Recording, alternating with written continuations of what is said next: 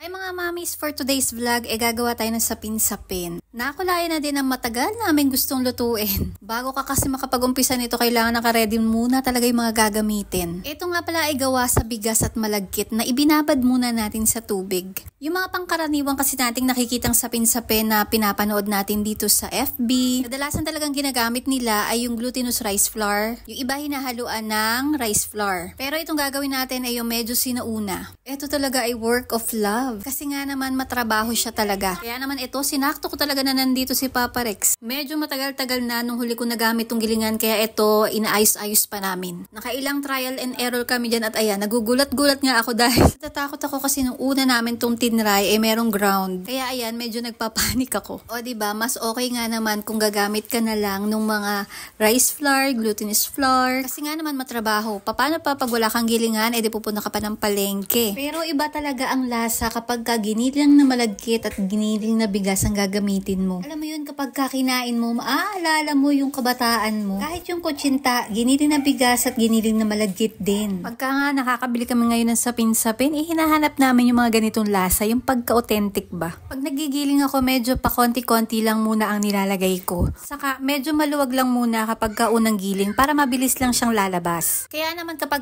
pinong-pino agad, medyo mahihirapan ka maggiling kasi medyo magbubuo-buo. O diba, prinsesa talaga ako pag nandiyan si Papa Rex.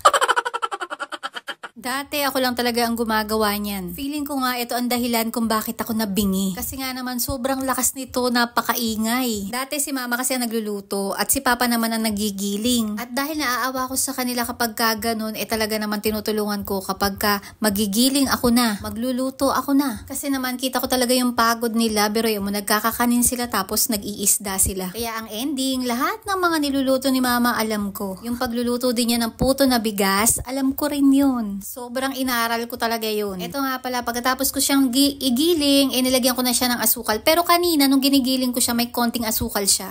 Kasi yung asukal, nakakapagpatubig siya. Basta ang ginamit ko dito na bigas ay 3/4, tapos 3/4 din na malagkit. Kailangan sukat lang din talaga yung tubig na magagamit mo. Pero gata lang yung mga pinansabaw ko rito. Kapag nga pala ginigiling, hindi masyadong maraming tubig o sabaw para mapino mo talaga yung bigas pagka ginigiling na. Pagkatapos timplahan, ito sasalain natin dahil meron yan talagang mga nabubuo-buo nung giniling. Alam niyo ba kung bakit nagkakaroon na medyo buo-buo yon? Kasi kapag hinihigpitan na natin yung gilingan, medyo mainit yon, di ba? Mainit. Parang naluluto yung bigas doon. Kaya nga ako dinadahan-dahan ko. Ito, gumagawa na rin pala ako ng latek. At etong budbud, naku po, hindi pwedeng walang budbud. Paborito to ng mga bata sa amin. Lalo na kapag malutong. Para maging malutong, lalagyan mo siya ng madaming asukal. Alam niyo ba na itong budbud, gustong gusto ko to sa maha. Kaya lang ngayon wala na halos gumagawa, no? Nilalagyan na lang nila ng keso. Pero ako, mas gusto ko talaga tong budbud. Kapag nga pala gumagawa ako ng sapin-sapin, plastic po yung ginagamit namin. Kasi po, itong sapin-sapin, sobrang madikit po talaga nito. Tapos itong tray namin, nag-DIY lang kami nito dati. Binutas-butas lang to ni Papa. Pagkatapos nating matimplahan lahat, magpo-portion na tayo ng kukulayan natin. Ang kulay na gagamitin natin ay yellow, tapos violet and white. Pagkalagay natin ng plastic, pupunasan muna natin siya ng langis. Di ba gumawa tayo ng latek at magkakaroon yun ng langis? Yun yung ilalagay natin na langis. Magpapakulo muna tayo dyan ng tubig sa talyase. Tapos kada magsasalang ka, kailangan haluin mo muna kasi tumitining yun. Ayan, tama-tama, kumukulo na kaya ilalagay na natin. Ito nga pala, wala akong steamer, diretso na to sa kawa. Pag nagluluto kasi kami dati na may steamer pa, medyo matagal siya talagang maluto. Pero kapag ganito, na ipapatong lang namin siya sa talyase na hindi naman ganun karami yung tubig, mabilis lang talagang maluto. Malalaman mo kapag luto na yung isang layer, tusukin mo lang yan ng toothpick o kaya ng kutsilyo. Kapag wala nang sumama, okay na yun. Tapos ito nga pala yung huling-huli kong ilalagay na kulay, itong violet. Kada layer nga pala is nasa 15 minutes or 10 minutes lang. Kasi nga naman, rekta siya dyan sa talyase. At mabilis lang siya talagang maluto.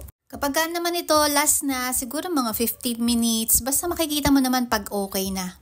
Ito makikita nyo parang may white, syempre natutuluan niya ng tubig. Ang paraan ko naman para tanggalin yung tumulong tubig dyan, Meron akong paper towel. Kasi kung medyo ipapaslant mo siya, dudulas. May tendency masira yung sapin-sapin kasi mainit pa. Hindi mo naman pwedeng tanggalin yun kapag malamig na, papangit na talaga yung kulay. At ayan, medyo nakulangan nga ako sa latik. Mas gusto ko pa naman sana to yung talagang sobra daming latik. Ayan, at naluto na ang ating makalumang sapin-sapin. Hay nako, grabe, nagluluto pa lang yan. Ang dami ng nakaabang na bata.